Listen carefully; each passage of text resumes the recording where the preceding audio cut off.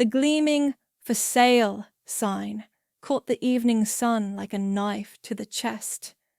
I stopped my car right there in the middle of our winding driveway, hands frozen on the steering wheel. This had to be a mistake. I'd just spoken to Mom last week about the renovation plans. My name is Taya, and I'd spent the last 12 years pouring every spare dollar into this property. The old Victorian farmhouse and its surrounding 20 acres had been my sanctuary, my investment, my future. Now, someone else's real estate sign stood proudly on our front lawn, like it belonged there. I pulled up behind an unfamiliar Mercedes and killed the engine. Through the bay windows, I could see figures moving in the formal living room. My brother River's laugh carried across the porch, that same smug chuckle that had followed me through childhood. The front door wasn't locked. It never was out here in the countryside. I stepped into the foyer, my heels clicking against hardwood I'd personally paid to restore 3 years ago. And as you can see, the original crown molding has been fully preserved. A woman's voice drifted from the living room. The property has excellent potential for development or... Taya! My mother's voice cut through the air like static. What are you doing here? I stood in the doorway, taking in the scene. Mom, Dad, River, and a polished-looking realtor all turned to stare at me. Scattered across our antique coffee table were glossy brochures with luxury development opportunity splashed across their covers. I had a meeting with the contractor about the East Wing renovations, I said, my voice steadier than I felt. What's going on here? River sprawled deeper into Dad's leather armchair. Just making some family decisions. You know how it goes, sis. Family decisions, I repeated. About selling the house I've been paying for? The realtor's perfectly penciled eyebrows shot up. Mom stepped forward, all pearls and forced smile. Darling, you've helped with some repairs, yes, but this is about securing River's future. He has such wonderful plans for... A brewery, River interrupted, sitting up straight. And a podcast studio. It's going to be huge, Taya. Once we liquidate this place, I can finally launch my empire. I looked at Dad, who suddenly found the carpet fascinating. And you're okay with this? Now, Taya, he mumbled, your brother needs a chance to build something of his own. You've got your career in the city. You'll probably just get married soon anyway, have a family. Always the investor, never the bride, huh? River smirked. The realtor cleared her throat. Perhaps I should give the family some privacy. No need, I said quietly. I was just leaving. Taya, Mom called after me. This land is for your brother's legacy. Try to understand. I didn't slam the door on my way out, didn't scream or cry or make a scene.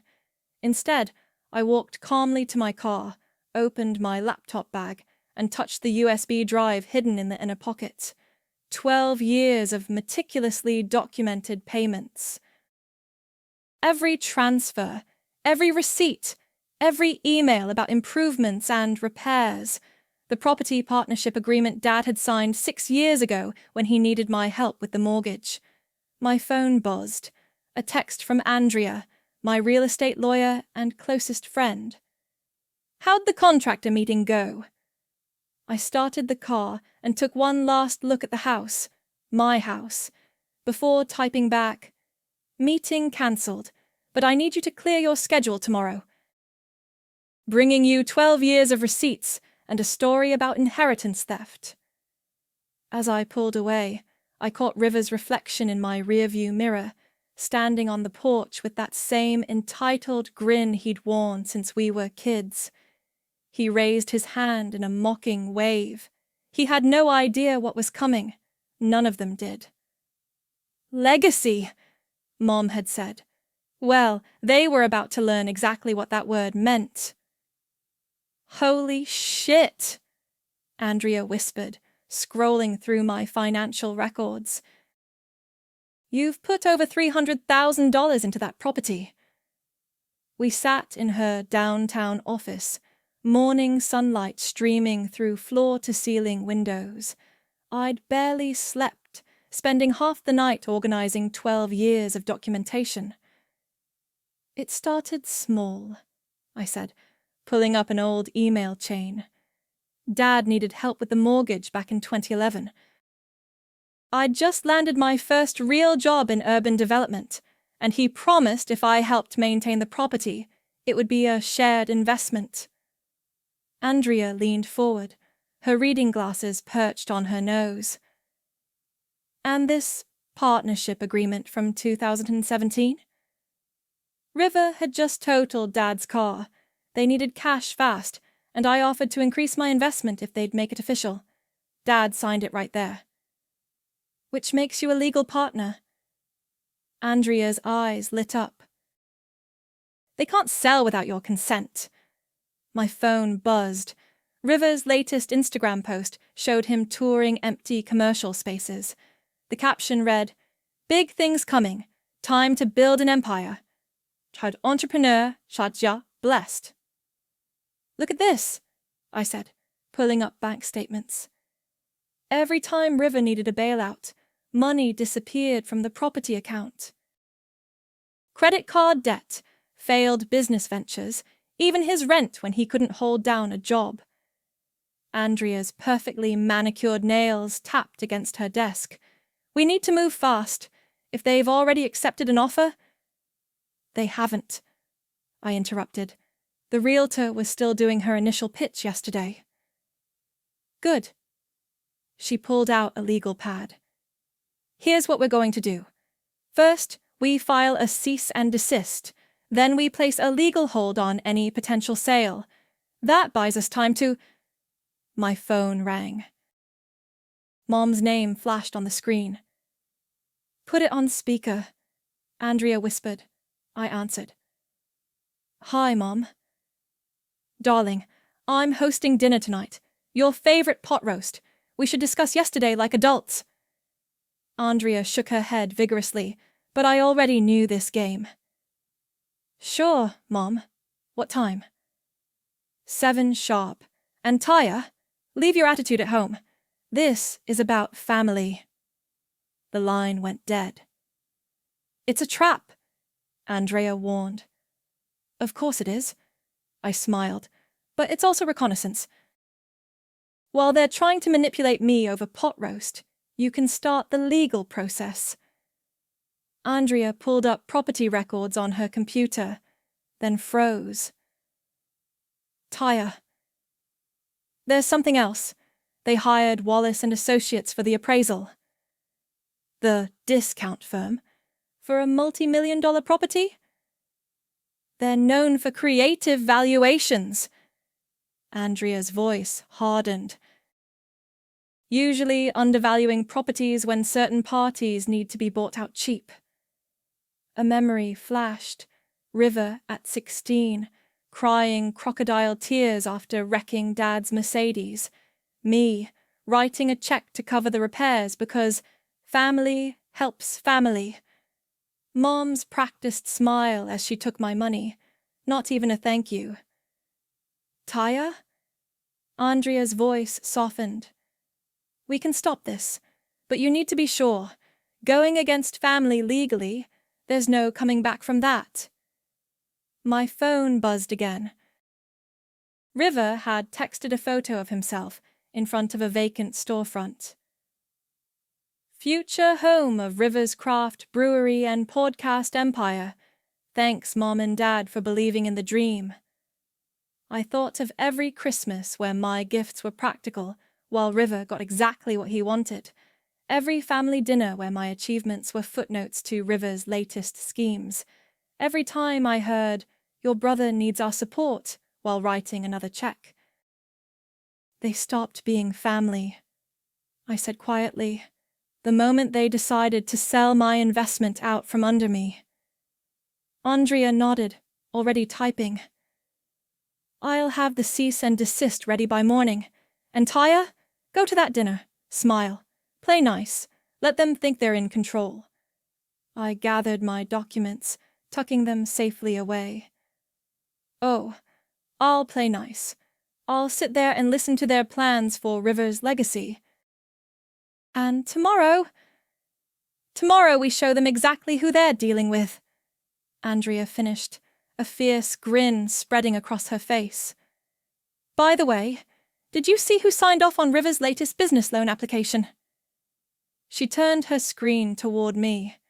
There, clear as day, was Dad's signature, dated 3 days ago, using the property as collateral. They hadn't just betrayed me. They'd gotten sloppy. And sloppy people leave evidence. The pot roast sat untouched in front of me as Mom's silverware clinked against her plate with practiced precision. River hadn't shown up. Apparently, he was networking with investors. Dad kept glancing at his phone, probably waiting for updates from his golden child. Someone told me you've been asking questions, Mom said, cutting her meat into perfect squares. About the property. I took a small bite, buying time. Just trying to understand the situation. The situation, she echoed, is that your brother has a real chance at success. He just needs a proper launch pad. Like the launch pad he needed when he maxed out Dad's credit cards. The words slipped out before I could stop them. Dad's fork clattered against his plate. That was years ago. He's matured. Has he? I pulled out my phone, scrolling through screenshots. Because last week he used the property as collateral for a business loan. Did you know about that, Dad? The color drained from his face. Mom's knife scraped against her plate. I signed as a guarantor, Dad mumbled. He has a solid business plan this time. For a brewery, in a town with 3 failed breweries in the last year. You've always been jealous of your brother's vision, Mom snapped. At least he's trying to build something, not just pushing papers in some corporate office. I thought of Andrea, probably filing our legal paperwork right now. Speaking of building things, who did the property appraisal? Wallace and Associates, Dad said quickly. Very reputable firm. Interesting choice. I took another bite of pot roast, considering they were investigated for fraud last year. The silence stretched like a rubber band about to snap. Mom set down her utensils with a sharp click. River mentioned you might cause trouble, she said, her voice ice cold. I told him he was being paranoid, that my daughter wouldn't try to destroy her own family. Funny, I met her gaze. I was just thinking the same thing about my family trying to destroy me. We gave you everything. Mom's composure cracked. A good home, education. I paid for my own education, I corrected, and most of this home's maintenance for the past 12 years. Dad stood abruptly. I need to make a call. To River? I asked. Or to Wallace and Associates. He practically fled the room. Mom's hands trembled as she reached for her wine glass. Whatever you're planning, she said quietly. Think carefully. Family reputations are fragile things. So are property partnerships, I replied, and financial records, and fraud investigations. The blood drained from her face. What did you say? My phone buzzed. A text from Andrea. Cease and desist filed. Property sale frozen pending investigation. They'll be served tomorrow. You know what I remember, Mom? I stood, gathering my things. When River wrecked that Mercedes, you said he needed help because he was going through a phase. When he emptied Dad's savings for his failed food truck, it was because he needed to find himself. Every time I covered his mistakes, you called it family duty. We're trying to secure his future. No, I cut her off. You're trying to steal mine. The front door opened and closed. River's voice floated in from the hallway. Mom! Dad! You won't believe the investors I just met with! He stumbled into the dining room, reeking of expensive whiskey, then froze when he saw me.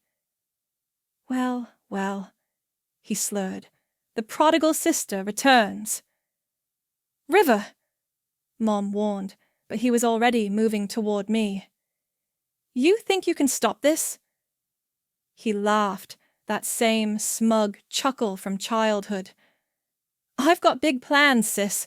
Real plans. Not your little property management hobby. I stepped around him, heading for the door. Enjoy your dinner. And Mom, thanks for the pot roast. It might be the last family dinner for a while. Is that a threat? River called after me.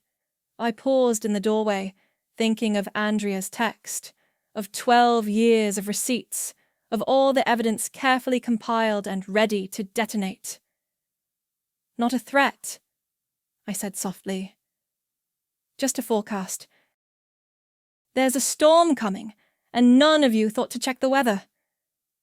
I closed the door on their stunned faces, knowing that tomorrow their perfectly crafted world would begin to unravel, and I had front-row seats to watch it fall.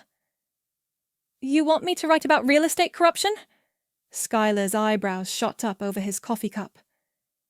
Since when do you leak stories to journalists?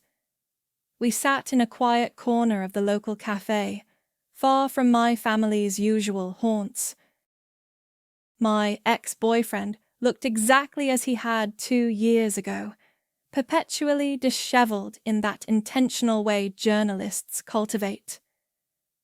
Since I found out my brother's been using fake business proposals to secure loans, I slid a folder across the table, and since I discovered some interesting patterns in local property valuations.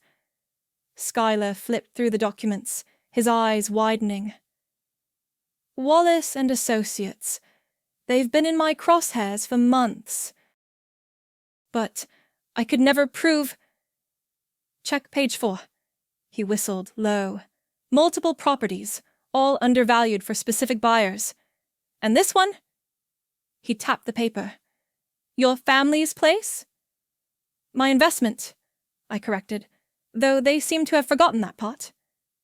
My phone buzzed, a string of texts from River.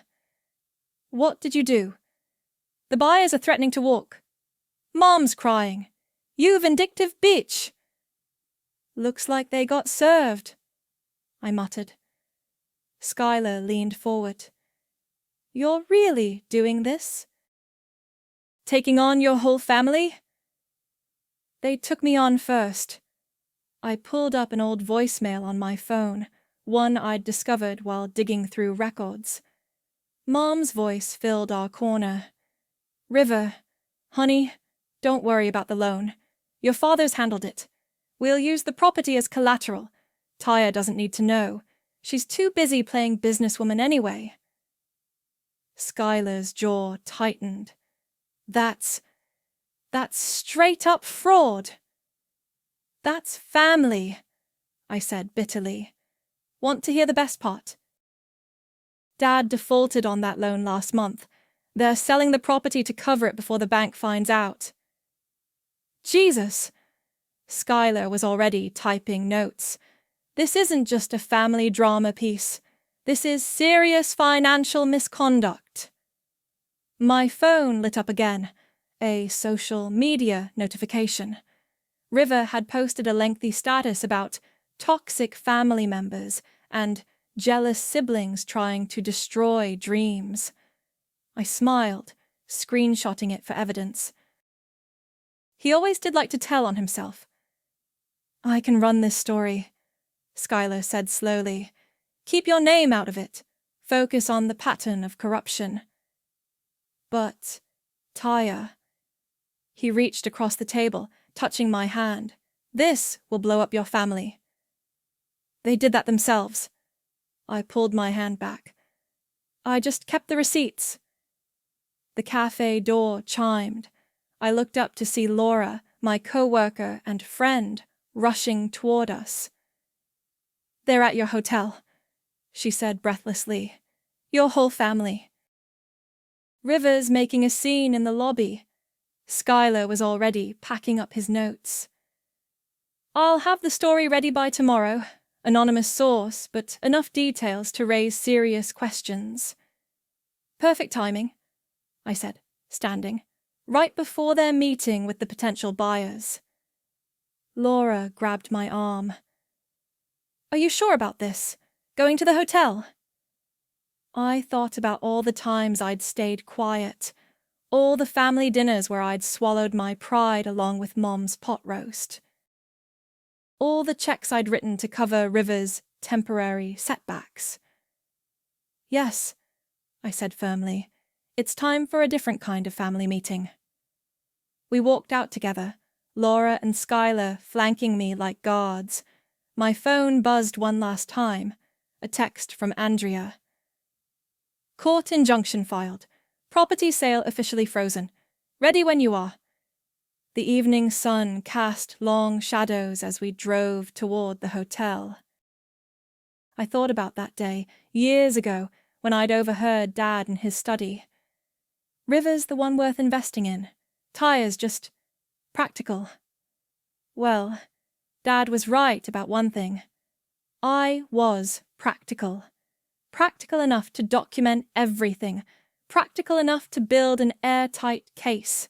Practical enough to know exactly how to dismantle their carefully constructed facade. Ready? Laura asked as we pulled into the hotel parking lot. I could see River pacing in the lobby, Mom wringing her hands, Dad looking lost. Ready, I confirmed, stepping out of the car. Time to show them exactly how practical I can be. The automatic doors slid open, and my family turned as one to face me. River's face was red with rage, Mom's pale with fear. The storm I'd promised had arrived, and I was the lightning.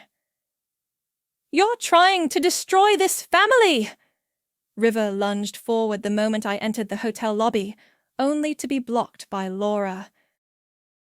All because you're jealous of my success! Success? I kept my voice level. Show me this success, River. Show me one business you've launched that didn't fail. One loan you've repaid. One project you've completed without Mom and Dad's money. That's enough. Mom stepped between us, pearls clutched tight. We are not doing this here. You're right. I gestured to the conference room I'd reserved. Let's take this somewhere private. Dad followed silently, shoulders slumped. Once inside, I placed my laptop on the table and pulled up the financial records. 12 years, I said, turning the screen toward them. Every payment, every repair, every emergency withdrawal when River needed bailing out. It's all here. Those were family decisions, Mom insisted. Really? I clicked through to the loan documents. Was it a family decision when Dad used my investment as collateral without telling me? When you funneled money to River's failed ventures using my property payments? River slammed his hand on the table. You self-righteous bit! Careful, Laura warned from her position by the door. Everything's being recorded. Dad finally spoke, his voice barely a whisper. We were trying to protect the family legacy. By stealing mine? I pulled out the printed ledger, letting it thump onto the table. $300,000, Dad. That's what I've put into that property. My savings, my future, while you were bankrolling River's podcasts and food trucks and whatever other schemes he dreamed up. I have real plans this time, River shouted. The brewery is a joke. I cut him off. Just like the podcast studio. Just like every other empire you've tried to build on someone else's money. Mom's face had gone chalk white. The cease and desist. The buyers are threatening to pull out. They should, I said calmly. Because that property isn't yours to sell. Check the partnership agreement from 2017, the one Dad signed when he needed my help with the mortgage. Dad's eyes widened. It wasn't meant to be. Binding? I smiled. Andrea says differently. She's quite good at her job, unlike Wallace and Associates, who might face some interesting questions about their creative property valuations. River's face twisted. You went to the press. The press came to me, I lied smoothly, thinking of Schuyler's upcoming article. Funny how patterns of financial misconduct tend to attract attention. You vindictive little... River started forward again, but Laura stepped in his path. Think carefully about your next move, she warned. Mom burst into tears. How could you do this to us? To your brother's dreams? Dreams? I laughed, and the sound was bitter even to my own ears. Let me tell you about dreams, Mom. I dreamed of building something real, of turning that property into something valuable. Instead, I watched you drain every investment I made to fund River's latest fantasy. We can fix this, Dad pleaded. As a family. We stopped being a family, I said quietly. The moment you decided my contribution meant nothing. The moment you chose River's empty promises over 12 years of my work. My phone buzzed, Andrea confirming the court injunction was in place. The property sale is frozen, I announced, pending full financial investigation. Every withdrawal, every loan, every document will be examined. River's face went from red to white. You can't. I can. I did. I gathered my things, and when the investigation reveals how you've been using the property as collateral for fraudulent business loans, well, that's going to be interesting. You'll regret this, River snarled, but his voice shook. No, I said, heading for the door. I regret not doing it sooner, Mom called after me. This will destroy us. I paused in the doorway, thinking of all the family dinners, all the dismissive comments, all the times they'd chosen River over me. You destroyed us, I said softly. I'm just providing proof. Laura and I walked out, leaving them with their shattered illusions and mounting legal troubles. In my pocket, my phone buzzed again. Schuyler's message. Story goes live at midnight. Ready? I texted back one word. Ready. The storm wasn't just coming anymore. It was here. Schuyler's article hit like a tornado. Local property scheme reveals pattern of fraud and favoritism blazed across the regional business section, then spread like wildfire through social media. By morning, my parents' country club friends were already whispering. Did you see River's girlfriend dumped him? Laura said, sliding into our regular coffee shop booth. Posted a whole thing about toxic relationships and financial red flags. His podcast sponsors pulled out too, I added, showing her the email I'd received from Andrea. Apparently, they don't want to be associated with someone under investigation for fraud. My phone hadn't stopped buzzing since the article dropped. Old family friends, distant relatives, even my third-grade teacher had reached out. Most expressed shock. Some shared their own stories of River's unpaid debts or broken promises. Mrs. Harrison from next door called, I told Laura. She had some interesting information about my grandmother's trust. Laura leaned forward. The one your parents never mentioned. Apparently, there was a clause. I pulled out the documents Mrs. Harrison had dropped off. The trust was meant for the first child to show consistent stewardship of the family legacy. Grandmother wanted it to go to whoever proved most responsible. Holy shit, Laura whispered. So legally. It should have been mine years ago. I took a sip of coffee. Andrea's adding it to the court filing. The bell above the door chimed. We looked up to see River's ex-business partner, Marcus, walking in. He spotted me and made a beeline for our table. Taya, he said, shifting nervously. Got a minute? There's something you should know about those brewery loans. I gestured to the empty seat. Marcus sat, pulling out a folder. River used your family's business letterhead, he said, spreading out documents. Forged signatures, told investors he had backing from some major distributors. None of it was real. Laura whistled low. That's not just fraud, that's criminal, I finished. How many investors? At least 6. Marcus wouldn't meet my eyes. I quit when I figured it out, but, well, you might want to give these to your lawyer. My phone lit up with a text from Andrea. Court date set for next week. River filed a countersuit for emotional distress. Says you're destroying his reputation. His reputation? I scoffed. He did that himself. Marcus stood to leave, then paused. For what it's worth, I always thought you were the smart one. While River was playing entrepreneur, you were actually building something. After he left, Laura squeezed my hand. You okay?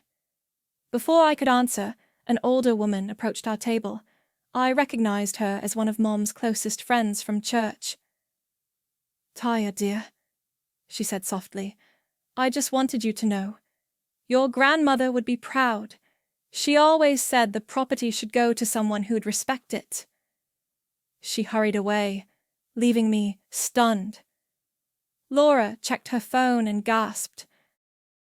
Your Mom's Garden Club just posted that they're re-evaluating membership criteria in light of recent events, she read, and the country club board is meeting tomorrow. They're being ostracized, I realized. Their whole social circle is turning on them. Actions have consequences, Laura said firmly. They chose River's schemes over your investment. They chose fraud over family. My phone buzzed again, a message from an unknown number. I opened it to find a video of River, clearly drunk, ranting about me to someone off camera. She thinks she's so perfect with her spreadsheets and her investments, but I'm the one with vision. Once I sell that worthless property, I'll show them all. When was this recorded? Laura asked. 2 weeks ago. I checked the timestamp. Before they listed the property. He knew. He knew all along they were planning to sell. Another text from Andrea. River's lawyer reached out. They want to settle. I thought about the grandmother I barely remembered, who'd wanted the property to go to someone responsible, about Mrs. Harrison's revelation, about 12 years of dismissed contributions and diverted funds. Tell them no, I typed back. We're going to court. Laura raised her eyebrows. You sure? I looked around the coffee shop, at the people pretending not to watch us, at the phones displaying Skylar's article, at the unraveling of my family's carefully maintained facade. Yes, I said firmly. It's time everyone heard the whole story. And in my pocket, the grandmother's trust documents felt like matches ready to light one final fire. The courthouse steps were crowded with local reporters when we arrived. River stood with his lawyer, trying to look confident in a suit that still had the tags attached. Mom and Dad huddled near the entrance, avoiding eye contact with their former social circle who'd shown up to watch the spectacle. "Ready?" Andrea whispered as we climbed the steps. I nodded, clutching my grandmother's trust documents. Laura walked beside me, carrying our evidence boxes. Skylar stood with the other reporters, notepad ready. The judge, a stern-faced woman in her 60s, called the court to order. River's lawyer spoke first, painting me as a jealous sister trying to destroy her brother's dreams. "My client has suffered extreme emotional distress," he argued.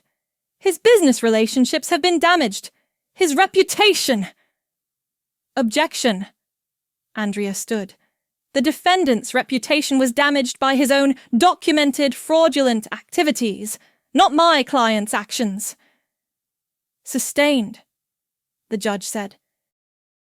"Please continue, counselor." Andrea moved to the center of the courtroom. "Your Honor, this case is about more than sibling rivalry.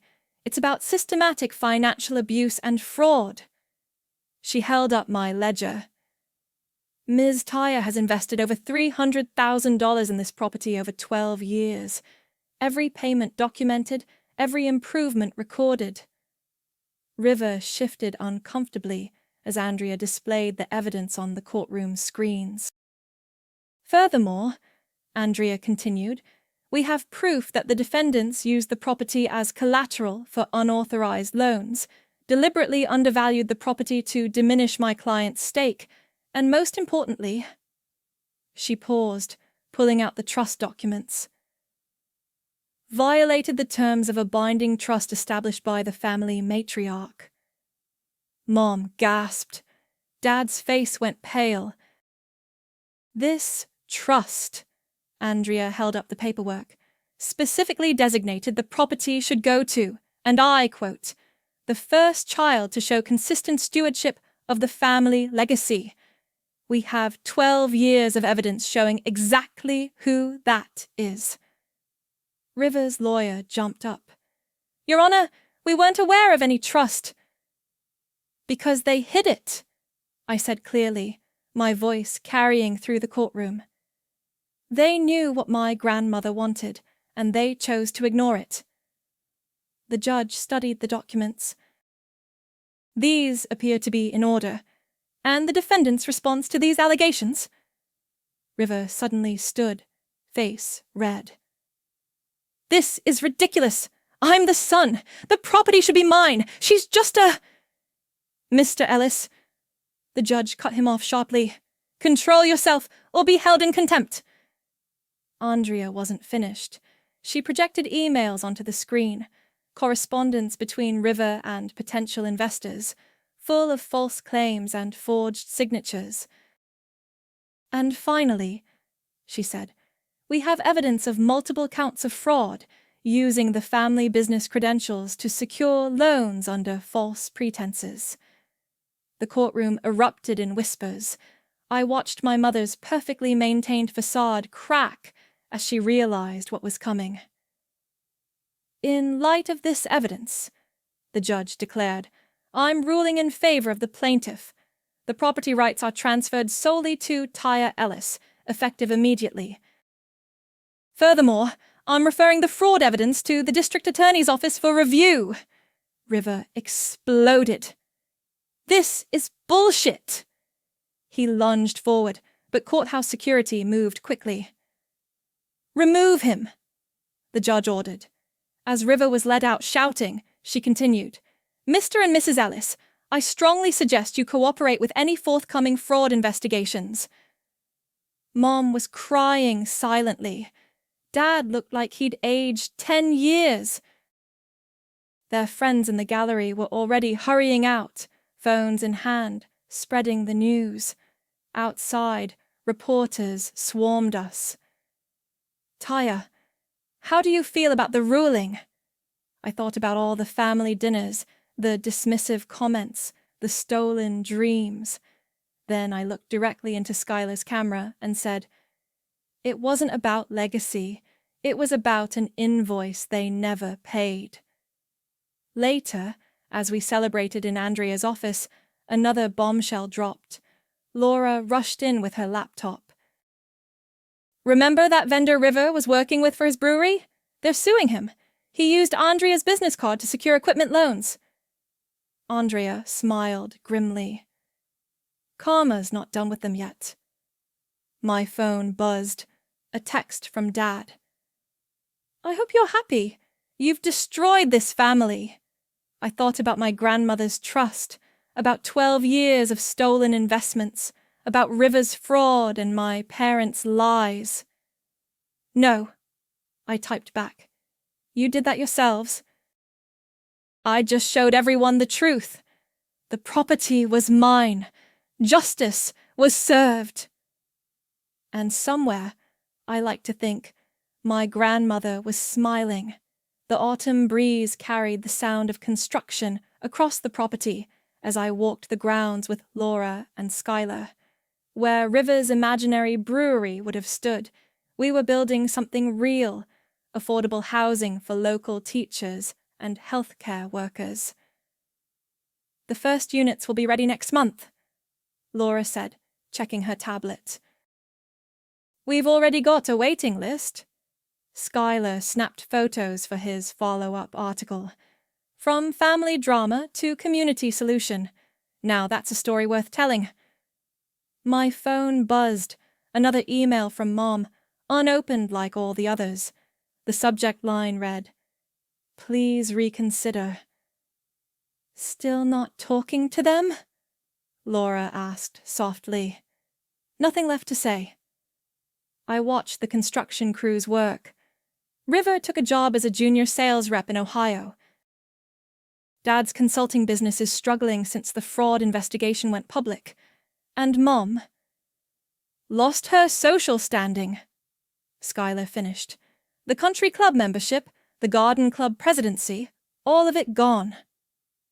Andrea's car pulled up the gravel driveway. She stepped out holding a thick envelope.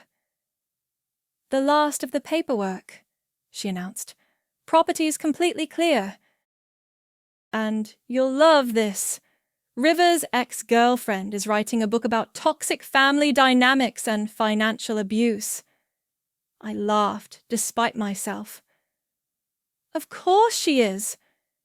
Mrs. Harrison stopped by my office too," Andrea added.